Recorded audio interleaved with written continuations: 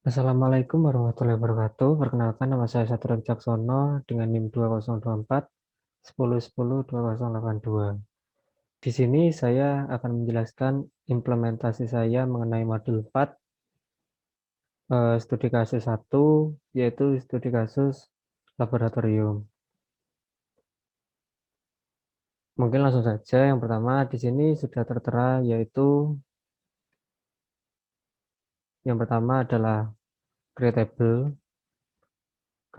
jenis barang, yaitu di mana creatable ini adalah membuat tabel yang berentiti jenis barang dan mempunyai atribut. Yang pertama adalah jenis barang ID, nama jenis, dan keterangan.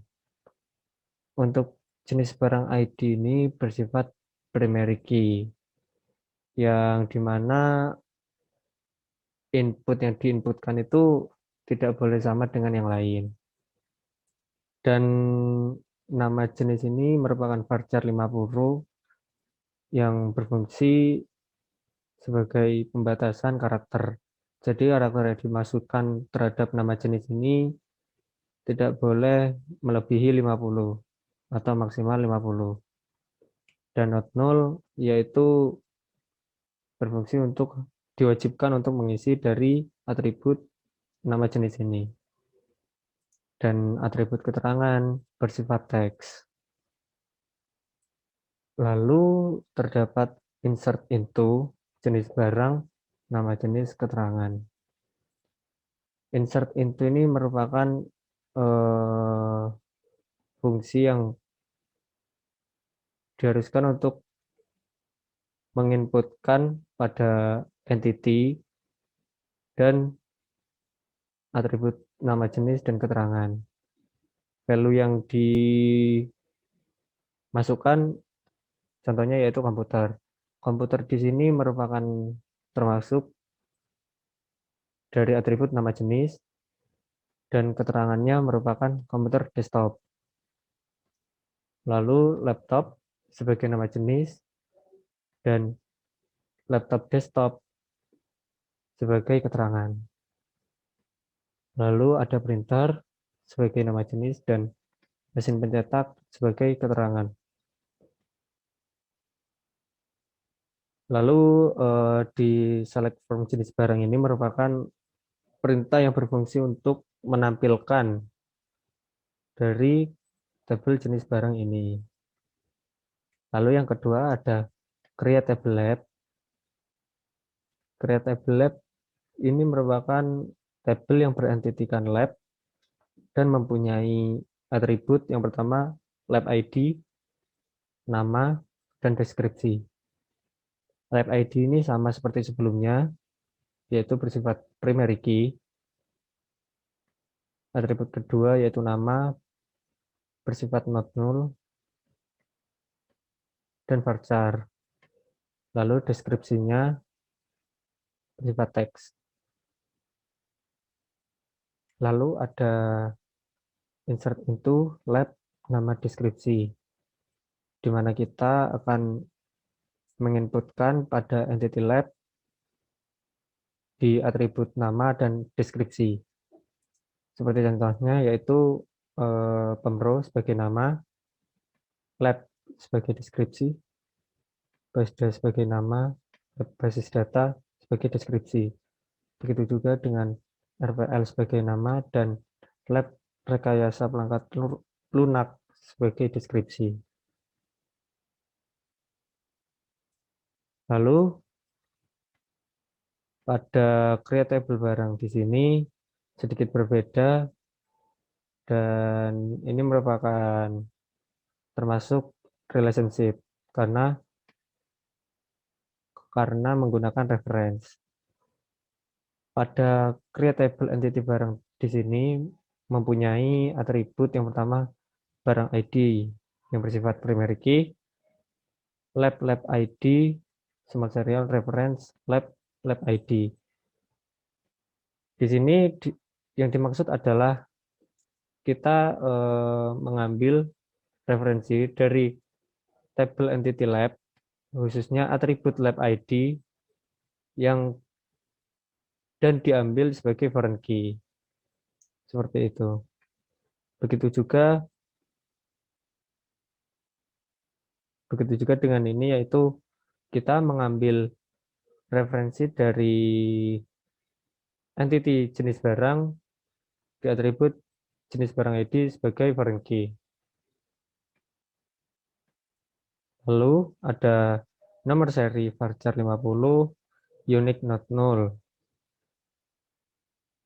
Nomor seri di sini dibatasi dengan 50 karakter bersifat unik dan harus diisi. Lalu ada atribut deskripsi yang bersifat teks. Mungkin dalam perintah-perintah selanjutnya itu kurang lebih sama. Jadi kita langsung masuk saja ke alter table mungkin. Alter table di sini yaitu alter table lab, kepala lab yang berfungsi sebagai memodifikasi table-table sebelumnya yang pernah ada sebelumnya. Lalu add constraint yaitu menambahkan disusul dengan reference lab ID, yaitu mengambil referensi dari entity lab dan atribut lab ID, lalu menjadikan lab ID itu sebagai foreign key.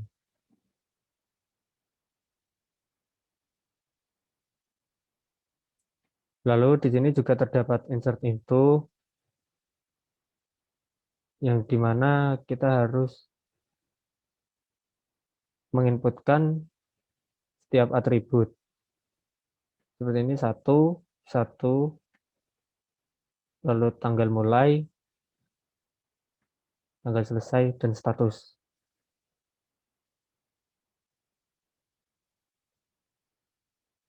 Mungkin kurang lebih seperti itu. Jadi saya akan menjelaskan tentang menjalankan tabelnya. Langkah pertama yaitu kita akan mengeblok suatu tabel yang kita akan jalankan. Seperti halnya ini, yaitu saya ingin menjalankan create table. Jadi kita akan mengeblok dari create table sampai value. Namun sebelumnya saya sudah mengeblok ini, jadi tidak akan merubah apapun. Jadi saya akan langsung mengeblok select from jenis barang. Lalu setelah diblok, kita akan run.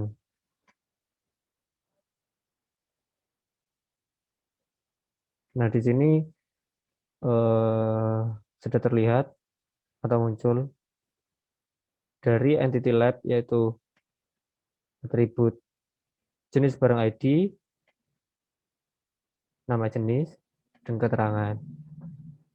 Lalu juga tercantum dari isi dari atributnya itu sendiri, yaitu komputer dengan keterangan komputer desktop,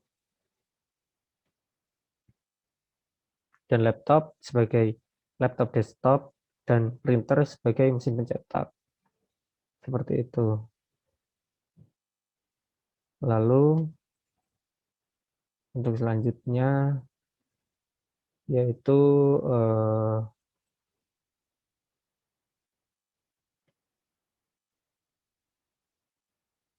kita akan menjalankan tabel entity lab. Di sini akan sama muncul, tetapi di sini adalah milik dari entity tabel lab. Yang pertama ada atribut lab ID, nama, dan deskripsi. Seperti yang saya jelaskan sebelumnya, pemro di sini sebagai nama lab pemrograman termasuk dalam deskripsi, dan BASDA termasuk dalam nama, lab basis data termasuk dalam atribut deskripsi. Begitu juga dengan RPL termasuk di atribut nama, dan lab rekayasa perangkat lunak termasuk dalam deskripsi. Mungkin kita akan langsung masuk ke alter table. Kita akan menjalankan alter table. Nah, di sini sudah masuk. Yang pertama ada atribut lab ID yang telah diambil dari entity lab, atribut lab ID, lalu dosen-dosen ID, dan ada tanggal mulai, tanggal selesai, serta status. Seperti yang saya jelaskan tadi. Mungkin hanya itu yang bisa saya jelaskan.